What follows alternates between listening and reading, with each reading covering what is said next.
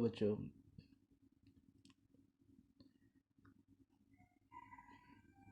आज फिर हम इंटीजर क्लास को कंटिन्यू करते हैं। पिछली क्लास में हमने इंटीजर के एडिटिव और सब्ट्रैक्टिव प्रॉपर्टीज़ को पढ़ा था। अब इस क्लास में हम मल्टीप्लिकेटिव प्रॉपर्टीज़ को पढ़ते हैं। इंटीजर मल्टीप्लिकेशन के 7 प्रॉपर्टी को जस्टिफाई करता है। पहला क्लोजर प्रॉपर्टी, दूसरा कम्यूटेटिव लॉ, तीसरा एसोसिएटिव लॉ, चौथा डिस्ट्रीब्यूटिव लॉ, पांचवा प्रॉपर्टीज ऑफ जीरो, छठा multiplicative inverse, and last and seventh multiplicative identity. ये 7 प्रॉपर्टी है जिसको इंटीजर मल्टीप्लिकेशन में जस्टिफाई करता है। अब हम एक एक करके डिस्कस करते हैं। तो पहला है क्लोजर प्रॉपर्टी।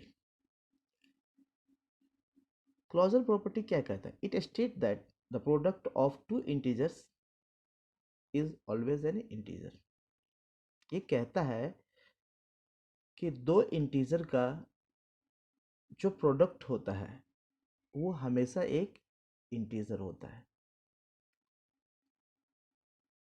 हम इसको आगे समझते हैं। लेट कर मानते हैं कि दो integers, let a and b are two integers and c is their product, then a into b equal to c। अब हम इसको वेरीफाई करके देखते हैं। वेरीफाई मीन्स होता जांच करके, सत्यापित करके देखना, कि जांच करके देखते क्या ये प्रॉपर्टी को जस्टिफाई करता है या नहीं। Let a equal to 2 and b equal to 3, और b में हम मानते हैं a equal to -2 and b equal to 1। तो क्लोजर प्रॉपर्टी कहता है कि दो इंटीजर का मल्टीपल हमेशा इंटीजर होता है। Then a into B equal to c। According to definition c is a integer. a equal to 2, b equal to 3, 2 into 3 equal to 6। and in condition case of question b, a equal to -2 and b equal to 1, a into b equal to c, -2 into 1 equal to c, c equal to -2। हमें क्या मिल रहा है? a में c equal to 6 मिल रहा है और b में c equal to -2 मिल रहा है। ये प्रॉपर्टीज कहता है कि जो भी प्रोडक्ट होता है वह इंटीजर होता है। अब आप थोड़ा पीछे जाएं और इंटीजर के डेफिनेशन को दोहराएं। All natural number with negative and positive sign including zero are integers. सभी नेचुरल नंबर नेगेटिव साइन हो या उसमें पॉजिटिव साइन हो और जीरो को मिलाते हैं तो जो नंबर मिलता है वो क्या होता है? इंटीजर्स होता है। तो उसमें 6 भी आता है, उसमें -2 भी आता है। तो ये सही है कि दो इंटीजर का प्रोडक्ट हमेशा एक इंटीजर होता है। क्लियर? अब हम आगे बढ़ें। दूसरा प्रॉपर्टी है कॉम्यूटेटिव लॉ। दूसरा क्या है? Commutative law. ये लॉ क्या कहता है? This law state that the product of two integers are always remain same even their order is changed. कि दो इंटीजर का प्रोडक्ट हमेशा सेम होता है अगर यहाँ तक कि उसके ऑर्डर को बदल दिया जाए। ऑर्डर को बदलने से उसके प्रोडक्ट पे कोई भी फर्क नहीं पड़ता है। No effect causes on their product, either their order और सीक्वेंस बी चेंज्ड। सपोज करते हैं हम कि let a and b are two integer, दो इंटीजर, एक ए है और एक बी है। तो ये लॉ कहता है कि A into B equal to B into A होगा। ये लॉ कहता है कि A into B equal to B into A होगा। अब इसको हम लोग वेरीफाई करके देखते हैं कि ऐसा होता है या नहीं। Verify the property using two integer, a equal to 5, b equal to -3।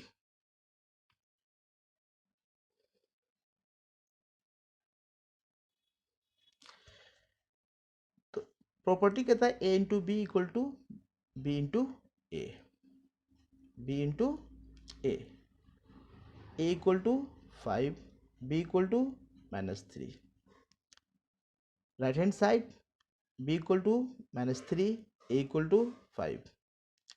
5 का साइन प्लस है और 3 का साइन माइनस है, प्लस माइनस माइनस, ठीक है। 5 इंटू 3 15। ओके, अब राइट हैंड साइड में आते हैं। 3 का साइन माइनस है, 5 का साइन प्लस है, प्लस माइनस माइनस, 3 5 ज़ा 15। अब आप देख रहे हैं लेफ्ट हैंड साइड -15 आया है product, right hand side product -15 आया, दोनों इक्वल है। इसका मतलब ये प्रॉपर्टीज को जस्टिफाई करता है।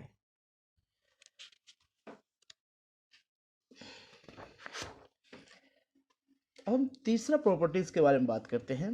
We discuss about third property, that is associative law.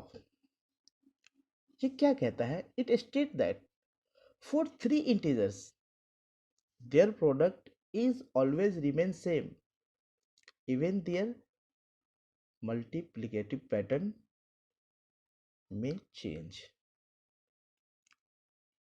में मल्टीप्लिकेटिव, उसका गुना करने का जो पैटर्न है, मल्टीप्लाई करने का जो पैटर्न है, उसको अगर हम चेंज कर दें तो हर हाल में उसका प्रोडक्ट क्या होता है?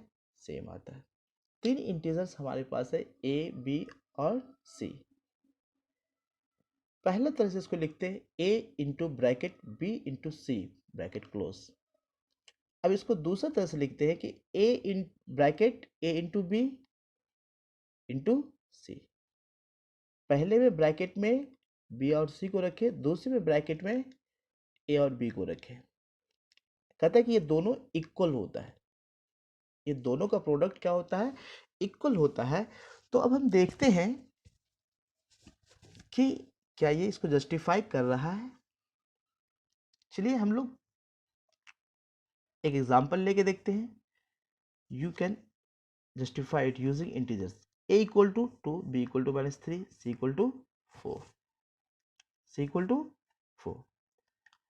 Now put the values in above. On left hand side, a into bracket b into c, a equal to 2 into bracket -3 into 4 bracket close. Right hand side, bracket start 2 into -3 bracket close into 4.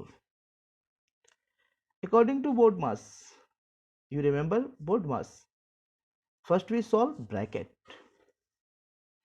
In left hand side, -3 and 4 inside the bracket, so we multiply first -3 and 4, it is -12, and right hand side 2 and -3 in bracket, same BODMAS, 2 into 3 6, -6 into 4, and other side 2 into -12.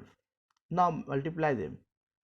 2 into -12 24, -6 into 4 -24, -24 and minus 24 both are equal or not? You can easily understand both are equal. If both are equal, that means this law justified. Okay, let's move ahead. And this law is distributive law. Distribute means बांटना. एक जगह हो, ठीक है, एक साथ है, collective है, उसको हम डिस्ट्रीब्यूट कर देते हैं. There are three integers. This law states that if there are three integers arranged in such a way, a integer is common in remaining two integers. One integer is common in remaining two integers, then we can distribute the common integer among these two. We can write that in this way: a is a common integer for integer b and c. So we can write that a into b bracket b plus c equal to a into b plus a into c. This is distributive law. Here a is distributed among b and c. यहाँ दोनों में वो क्या हुआ, a but गया.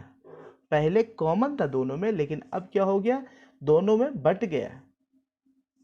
और ये law कहता है कि अगर इस तरह से हम इसको a into bracket b plus C लिखे या a b plus A C लिखे, ये दोनों क्या होगा, इक्वल होगा.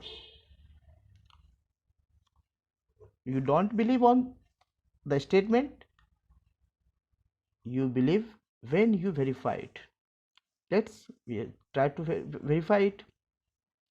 अब हम कोशिश करते हैं इसको वेरीफाई करने का, तब हम इसमें विश्वास करेंगे कि ये सही है या गलत है. हम सपोज करते हैं, मान लेते हैं कि a equal to -1, b equal to 4, c equal to 5. हमारे पास तीन इंटीजर था, a, b और c, तीन इंटीजर है. a का वैल्यू हम कुछ देर के लिए मानते हैं -1 है, b का क्या है 4 है और c का 5 है. ये लॉ क्या है, a into bracket b plus c equal to a b plus A c. Now put their values. a equal to -1 into bracket 4 plus 5 bracket close. On right hand side a b -1 into 4 plus A c -1 into 5. Now multiply. Here also follow BODMAS rule. Solve first the digits inside the bracket. So we add first 4 plus 5. 4 plus 5, 9 into -1. On the other hand, -1 into 4, -4, -1 into 5, -5. -4, now 1 into -1 into 9 equal to -9. -4 plus -5 equal to -9. Now you can easily determine they are equal or not. Obviously they are equal. निश्चित रूप से -9 और -9 ये equal है. That means this law justify.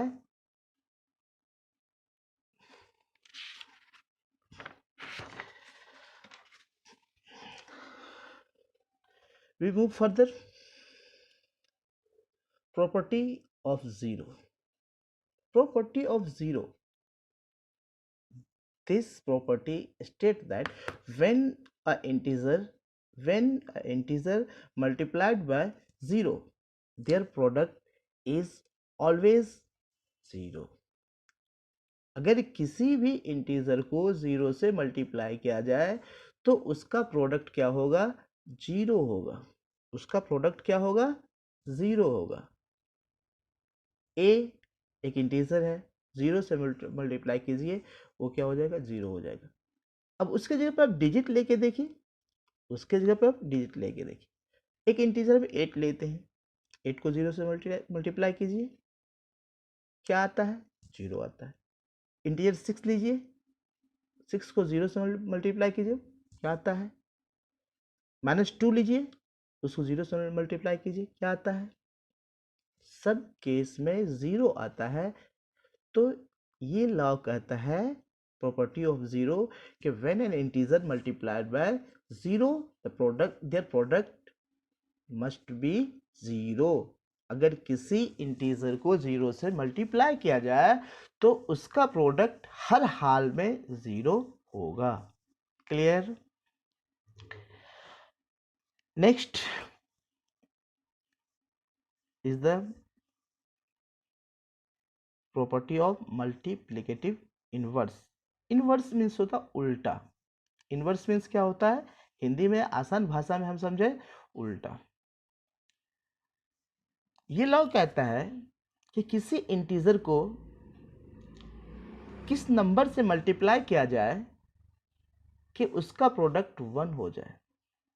What is the number by which N integer multiplied? The obtained product is 1। किसी integer को किस number से मल्टीप्लाई किया जाए कि उसका प्रोडक्ट क्या आ जाए? 1 आ जाए। उसी नंबर को इस इंटीजर का मल्टीप्लिकेटिव इनवर्स कहेंगे। सपोज करते हैं कि a एक क्या है? इंटीजर है। उसको x से मल्टीप्लाई करते हैं तो अकॉर्डिंग टू लॉ प्रोडक्ट क्या होना चाहिए? 1 होना चाहिए। तो हम लिखते हैं a into x equal to 1। a into x equal to 1, then x equal to, अब देखिए अभी x के साथ a का रिलेशन मल्टीप्लिकेशन का है। जब साइड चेंज होगा तो वो डिवीजन का हो जाएगा, मतलब बाय में आ जाएगा। तो अब हम x इक्वल टू लिखेंगे तो क्या हो जाएगा? 1/a। तो इस तरह से therefore we can say that, हम कह सकते हैं, इस तरह से हम कह सकते हैं कि a का मल्टीप्लिकेटिव इनवर्स क्या होगा? 1/a होगा। अब इसी से आप किसी डिजिट का निकाल सकते हैं। इसी से आप किसी डिजिट का 2 का मल्टीप्लिकेटिव इनवर्स क्या होगा? 2a है। 2 क्या है? a है। a का क्या होता है? 1/a होता है। तो 2 का क्या होगा? 1/2 होगा। 3 का क्या होगा? 3a है। a का क्या होता है? 1/a। तो 3 का क्या हो जाएगा? 1/3। उसी तरह से 1/5 का क्या होगा? तो a 1/5 है, तो उल्टा हो जाएगा। a क्या है यहाँ? 1/5।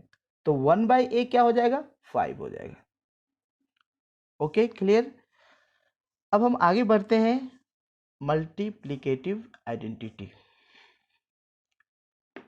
अगला और लास्ट जो पॉइंट है वो है मल्टीप्लिकेटिव आइडेंटिटी। मल्टीप्लिकेटिव आइडेंटिटी क्या है? कि वो नंबर जिससे अगर किसी इंटीजर को मल्टीप्लाई किया जाए तो उस नंबर, उस इंटीजर का पहचान नहीं बदले, मतलब वो इंटीजर वही रहे, उसका प्रोडक्ट वही इंटीजर आए। अगर 2 को किसी नंबर से मल्टीप्लाई करें, 2 एक इंटीजर है, 2 को किसी से मल्टीप्लाई करें तो प्रोडक्ट क्या है? 2 आए। 2 का पहचान नहीं खोया। आइडेंटिटी मीन्स पहचान होता है कि उसकी पहचान बनी रहे।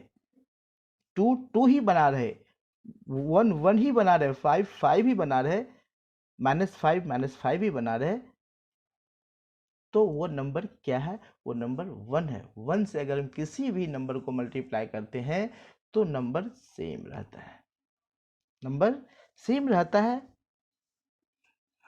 That's clear? ये आपका क्लियर हो गया। अब आप एक्सरसाइज को सॉल्व करें, फिर कल 8 से 10 के बीच में जो भी प्रॉब्लम होगा आप व्हाट्सएप से कांटेक्ट करके बात करें। ओके।